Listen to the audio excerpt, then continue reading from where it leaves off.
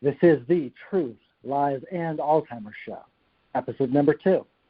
I'm Ken Pollia, but more importantly, I'm here to bring you your host, Alzheimer's and dementia expert, best-selling author, and world-renowned public speaker, Lisa Skinner. Tonight, Lisa will be going over some of the myths of Alzheimer's and brain disease, many of which have been circulating for decades and may not be true. Lisa wants to dispel those myths and to get to the truth for you, her audience. But first, a bit of business. Welcome to Global Media Network, LLC, and Passionate World Talk Radio. Passionate World Talk Radio is a wholly owned subsidiary of Global Media Network, LLC. Our motto is educate, enlighten, and entertain. And with that, I'm very pleased to bring you our host, Lisa Skinner. Thanks for that warm introduction, Ken. Hello to all of you who have tuned into our show, Truth, Lies, and Alzheimer's. I'm Lisa Skinner, your host, and I'd like to shout out a very warm welcome to all of you who have joined us today. The purpose of this show is to talk about every aspect of Alzheimer's disease. That's going to include the good, the bad, and the ugly. Oh, yeah. Our goal is to get to the truth, dispel the lies and myths, and unveil the secret faces of Alzheimer's disease and related dementia in order for you to understand what it's truly like to live with a brain disease. My goal is to zoom outside the paradigm of it exclusively being a memory loss condition in order to shift people's understanding of just how dramatically this disease impacts the lives of those who have it, as well as their caregivers, family members, and for that matter, anybody who's involved in the life of a person living with dementia. My story started almost 50 years ago when my grandmother began displaying some very usual behaviors. She'd tell me about birds living in her mattress and coming out and pecking at her face, and rats that were invading her home, men that are trying to harm her, and I was taken so aback by these far-fetched stories I didn't know what to do. If we fast forward a few years, I ended up becoming a behavior specialist. And I've spent nearly 30 years working in the elder care industry, counseling families on how to best live with this disease so they could focus on what really matters, and that's spending quality time with their loved one. I've also authored several books, and I've recently written a training program on the subject. And believe it or not, I have watched 8 of my family members fall prey to one of the brain diseases that causes dementia. I'm also a certified dementia care trainer with the Alzheimer's Association. You know, there are so many aspects of living with dementia that are unexpected and can surface out of nowhere at any time. I call these the hidden or secret faces of dementia. And as many of you know, they show up unannounced and are completely unpredictable. That's why it's so important to be prepared for anything that's going to show up on this journey. Knowledge is power, and I'm here to arm you with that knowledge so you too will have the power to negotiate the many challenges you will face having a loved one or caring for someone with dementia. So tonight, I am going to enlighten you on the many myths that I have been hearing for the last 30, 40 years since being involved in the elder care industry. I don't know how many of you have ever played that game telephone, but if you have and you remember, it starts out with one person telling a person sitting next to them in a circle of many people a secret. And then that person whispers what you told them to the next person, and so on and so forth, so on and so forth, until you go completely around the circle. It's always interesting to hear what the message ends up being by the time the last person says it out loud. More times than not, it is completely convoluted from what the first person whispered into the ear of the person sitting next to them. And this is exactly what I have seen happen over the decades with myths about dementia. So let's get going on what they are, and I'm going to set them straight for you. The first one is that dementia is inevitable with age. Well, this is not true. Dementia is not a normal part of aging. Implementing healthy lifestyle habits can help protect us against memory loss and from developing dementia. As a matter of fact, the National Institutes on Aging, the NIA, recommends regular aerobic exercise and a healthy diet with plenty of fresh fruits, vegetables, and fish oils, and keeping sugar intake low. Our brains despise sugar. Also, getting the proper amount of sleep, socializing, minimizing our stress, and keeping health conditions such as high blood pressure and diabetes under control can help reduce the risk of cognitive decline. Number 2, Alzheimer's and dementia are the same thing. And we talked about this pretty much in detail in last week's episode, but for those of you who missed it, I'll just say real quickly that both Alzheimer's disease and dementia involve cognitive decline, but not all dementia patients have Alzheimer's disease. Dementia is one of the main symptoms of Alzheimer's disease, and Alzheimer's is the most common type of dementia. So Alzheimer's disease is the actual brain disease, one of over 100 brain diseases that cause dementia. Now, dementia is a syndrome as well as an umbrella term that's used to describe the symptoms that are caused by one of these brain diseases. And there are many, many symptoms associated with brain disease. So using the term dementia broadly refers to the symptoms, like the symptoms you have that you're feeling when you have a cold or the flu and you're just describing to somebody how you feel.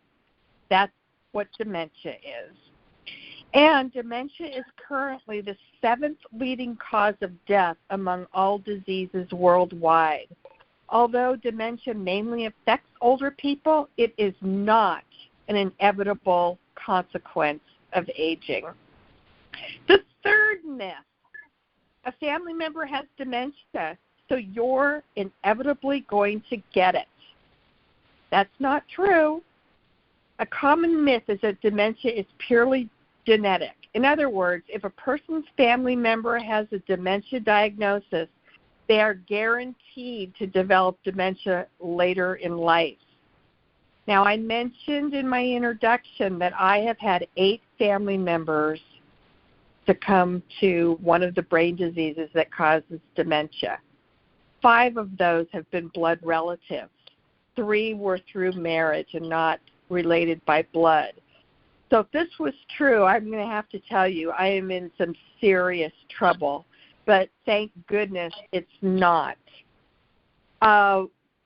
What happens is there are many risk factors that play a role into whether or not a person will develop Alzheimer's disease or one of the other brain diseases that causes dementia. Some of these risk factors are what we call modifiable. In other words, they cannot be changed. And other risk factors are some of the risk factors are modifiable, so they can be changed. And these are typically health conditions.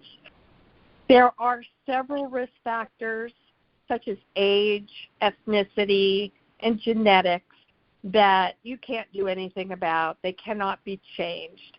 And basically the way this works is the more of these risk factors that apply to you, the higher your risk is going to be of developing Alzheimer's disease.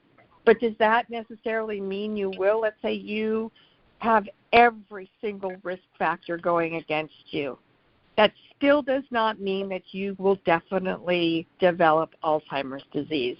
And in our next episode, I'm going to explain in detail what these risk factors are and what you can do today at any age, at any phase of your life to minimize your risk of developing Alzheimer's disease.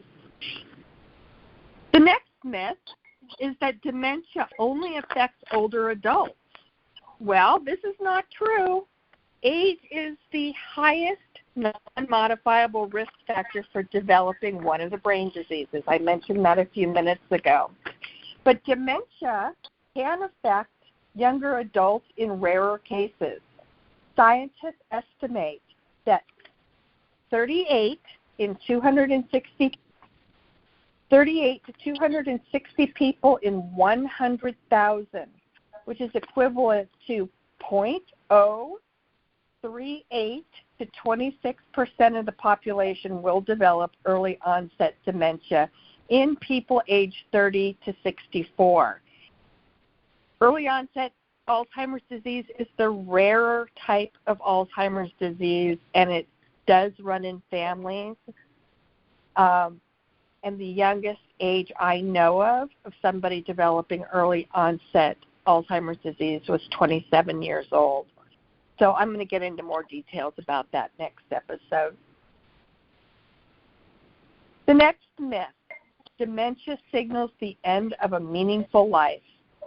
Many people with a dementia diagnosis actually go on to lead active, meaningful lives. And we're going to go into a lot of detail on how living a meaningful and useful life can continue despite having Alzheimer's disease or dementia. Many people do fear, however, that if a doctor diagnoses them with dementia, they will no longer be able to do anything anymore and will completely lose their independence, like going for a walk by themselves. So many people do have the misperception and have misconceptions about dementia.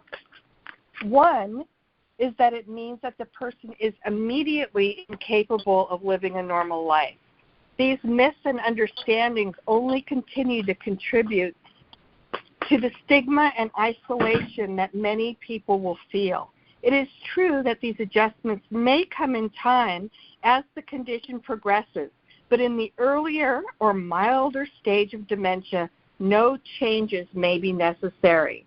As the disease progresses, changes to the way an individual leads their life are likely, but that absolutely does not mean that the person cannot lead a fulfilling life.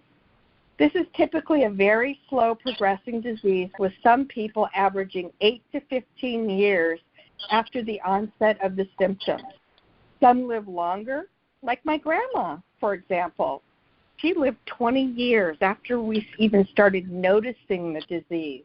And many people can live a decade, several years to a decade, in what's called the preclinical phase of Alzheimer's disease, where they're really not showing any symptoms, or maybe just some forgetfulness that can't really be distinguished between a brain disease and what a lot of us experience as we age.